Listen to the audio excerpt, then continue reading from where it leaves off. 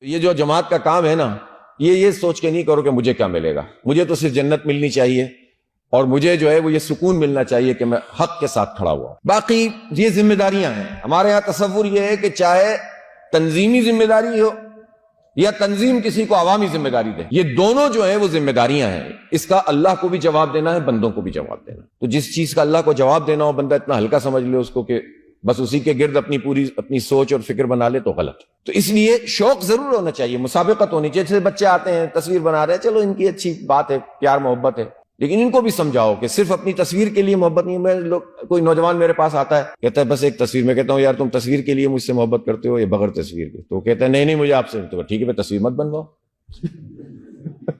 تو کہتا ہے نہیں آپ ہمیں بنانے دیں، تو میں پھر بنانے دیتا ہوں، ٹھیک ہے نا۔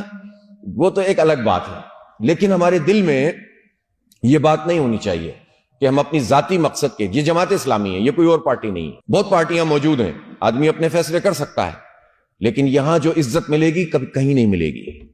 یہاں مصنوعی عزت نہیں ملے گی، یہاں آپ کو دولت کی عزت نہیں ملے گی، یہاں آپ کو آپ کے حیثیت کی عزت نہیں ملے گی، یہاں آپ کو خلوص ملے گا، محبت ملے گی۔ یہ کہیں اور نہیں پایا جاتا۔ عظمت جو ہوتی ہے، دلوں میں جو محبت ہوتی ہے، وہ ظاہر کی چیزوں سے نہیں بنتی ہے۔ اس لیے میں آپ سب سے یہ گزارش کرتا ہوں کہ جماعت اسلامی میں آپ لوگ یہ سب باتیں سوچ کر شامل بھی ہوں اور پھر پوری زندگی کا اس کو ایک راستہ بنا لیں۔